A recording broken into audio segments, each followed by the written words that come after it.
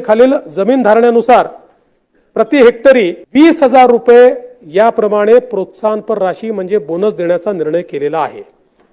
मागच्या वर्षी 20,000 दिला होता, याही वर्षी आम्ही 20,000। संक्रांतीच्या दिवशी जमा होणार पीक विमा अनुदान जमा होणार, अतिवृष्टी अनुदान हेक्टरी 25,000 रुपये जमा होणार।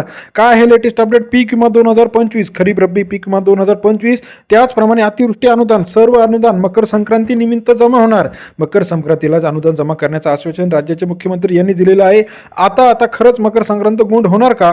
पीक विम्याचं किती अनुदान मिळणार आणि आपल्याला आतापर्यंत पीक विमा आणि अतिवृष्टीचं किती अनुदान आलेलं आहे याविषयीची लेटेस्ट अपडेट घेऊन आपण आलेलो आहे। खरीप पीक विमा 2025 सरासरी जे आहे 17,500 ते 35,000 पर्यंत पीक विमा जमा होण्याची घोषणा सरकारने केलेली आहे। आता यानुसार खरंच डीबीटी पोर्टल अंतर्गत हे पैसे जमा होणार का हे बघणं गरजेचं आहे। राज्यातील सर्व शेतकऱ्यांच्या खात्यावरती 15 तारखेपर्यंत पीक विम्याचे अनुदान जमा करण्याचं आश्वासन सरकारने दिले आहे।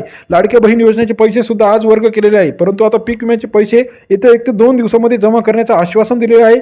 आता हे पैसे जमा होणार आहे का हे बघणं गरजेचं आहे। पीक विमा 2025 अतिशय महत्त्वाचा टप्पा आता आहे।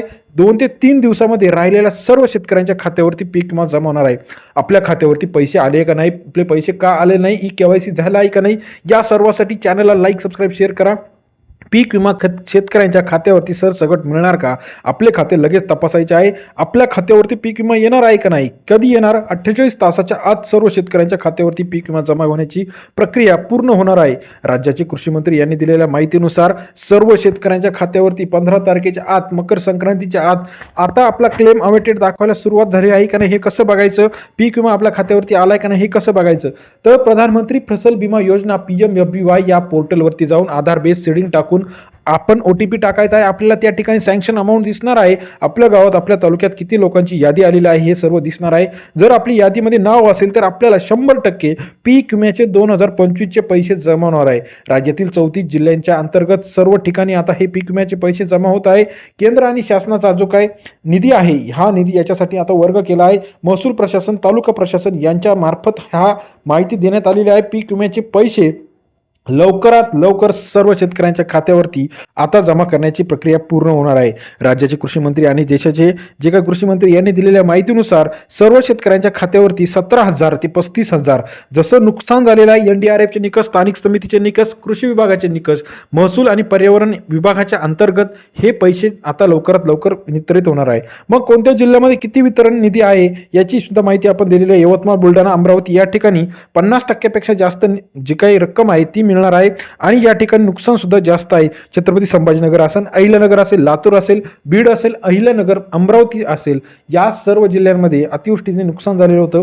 आता हे निकषानुसार जे काही महसूल मंडळ आहे या महसूल मंडळांतर्फे हे पैसे आता वितरित होण्यास सुरुवात होणार आहे। डायरेक्ट बेनिफिट ट्रान्सफर म्हणजे काय? जे आधार बेस आपलं बँक अकाउंट नंबर असेल तो जर तुम्ही व्यवस्थित दिलेला असेल तर आपल्या खात्यावरती आता हे पैसे जमा होत असे।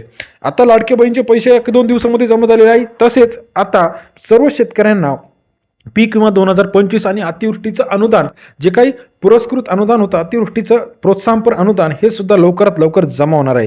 राज्यातील शेतकऱ्यांसाठी सर्वात आनंदाची बातमी आहे। पीक विमा 2025 ची अपडेट आहे। मागचेच पीक विम्याचे हप्ते आपले जमा होणार आहे।